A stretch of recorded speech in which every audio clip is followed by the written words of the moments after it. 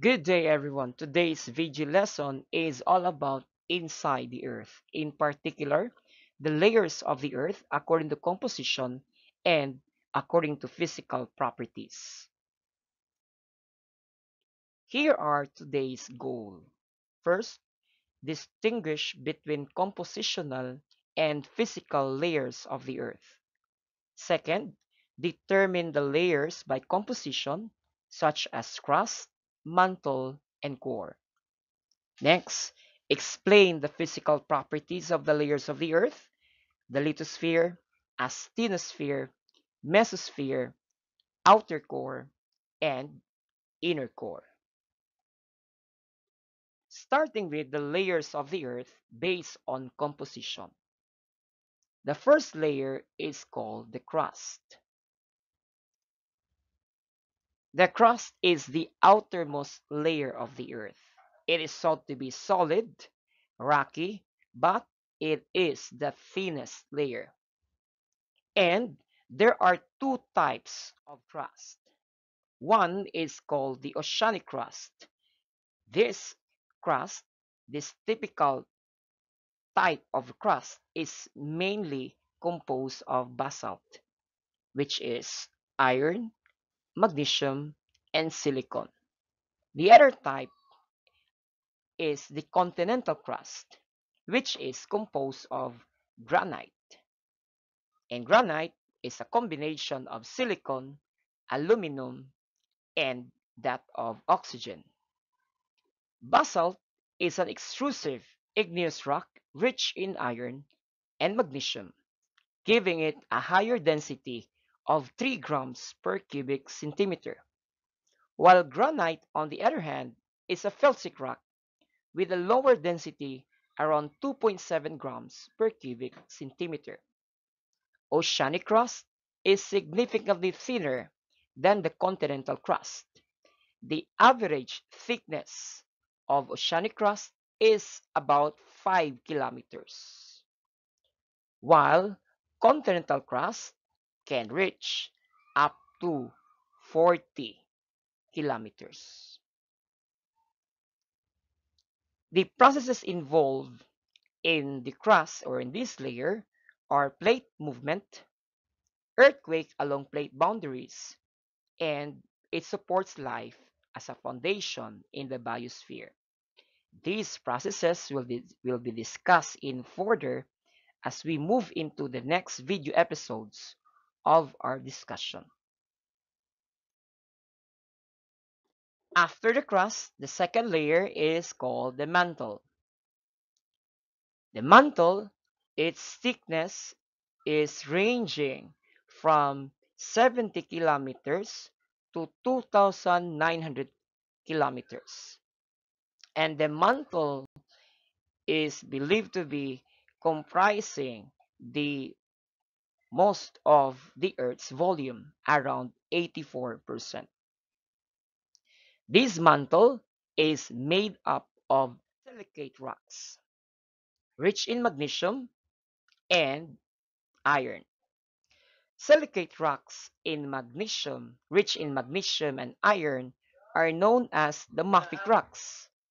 The high iron content in mafic rocks gives them their characteristics dark color, often ranging from dark gray to black.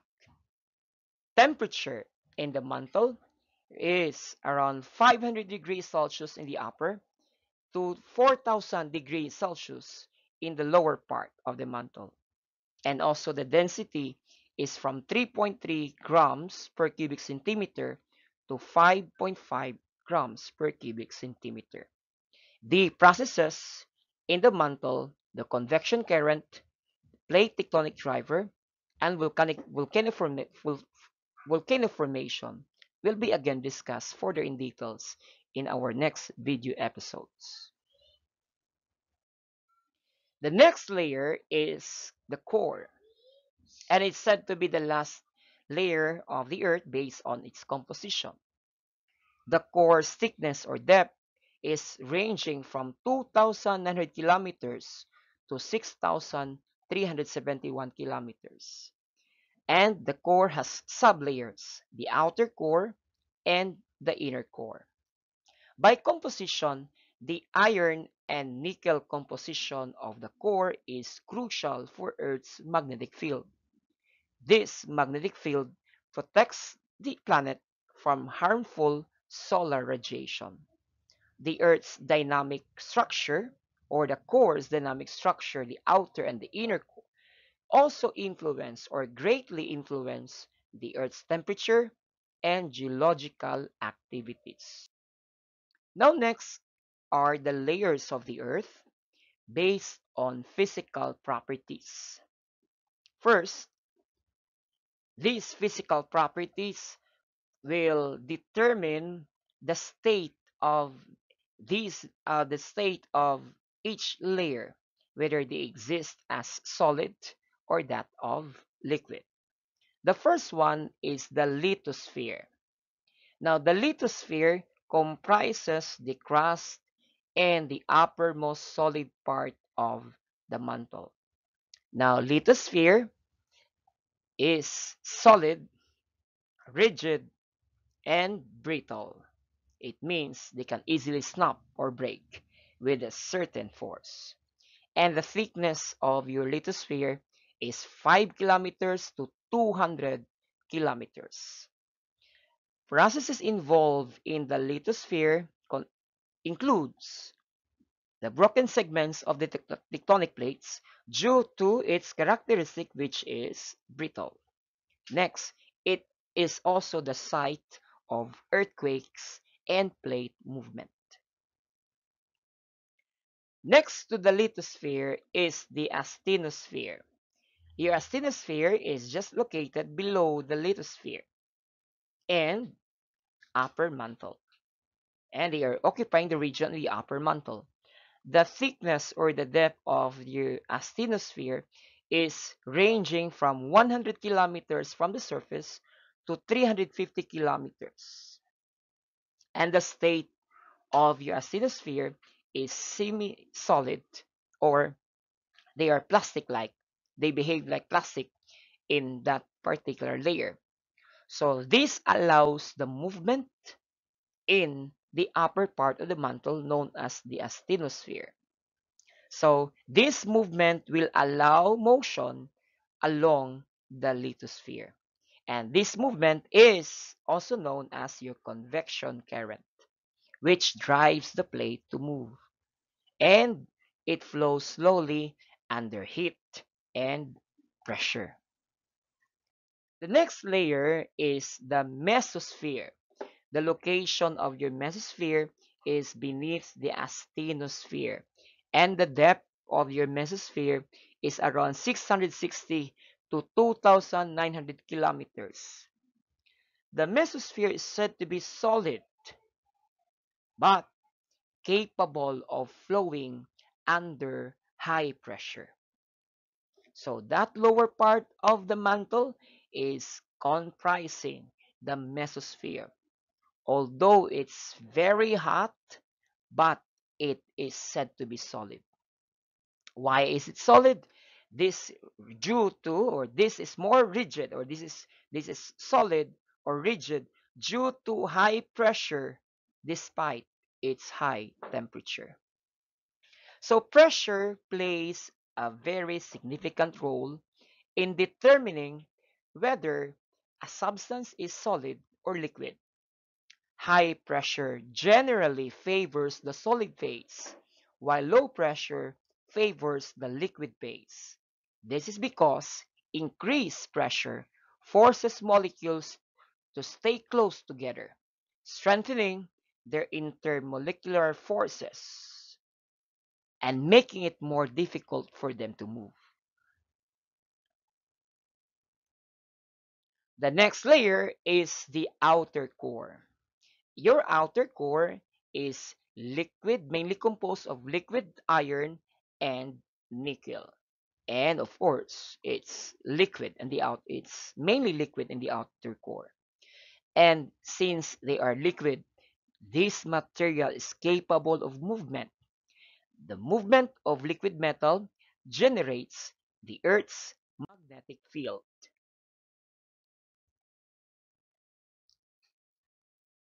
Next is the inner core. Inner core is composed, mean if outer core is mainly liquid, inner core is solid, comprising solid iron, and nickel. As I've said, so this area is solid is due to the immense pressure despite its high temperature. And also in the inner core, this region spins slightly faster than the rest of the Earth's mantle and that of the crust. Yes, the Earth's inner core rotates slightly faster than the rest of the Earth's mantle and crust.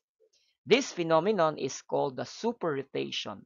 This means the inner core completes a full rotation slightly faster than the Earth's mantle and crust, potentially gaining a full rotation about every 1,000 years. This is according to the National Geographic Society. And the temperature of the inner core is reaching reaches up to 6,000 degrees Celsius. This amount of temperature is comparable to the temperature of the surface of the sun. And the depth of the inner core is from 5,150 kilometers up to 6,371 kilometers. So if you're going to determine or if you're going to determine its thickness, so that will be about 1,221 kilometers as the radius of the inner core. So this inner core allows heat source for mantle convection, and the inner core as well helps sustains the Earth's magnetic field. Now, let's think deeper on the ideas being presented earlier. You're then going to answer these questions in your science notebook. Read each question and write your answer in your science notebook. You can also pause this video so that you'll be able to extract all questions that you're going to answer in your notebook. Okay, now why it matters, these layers of the earth based on composition and the layers of the earth based on physical properties. Why do these things matter? These layers of the earth will allow us to realize and explain the phenomenon of earthquakes and volcanoes. It also explains plate tectonics and mountain formation, the magnetic field, and compass navigation. And lastly, it will also allow us to realize and understand geothermal energy.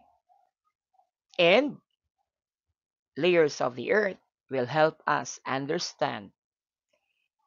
understand and predict natural hazards. Thank you so much for your time, everyone. And always remember, keep going, keep growing, embrace learning. King Juan Learnings.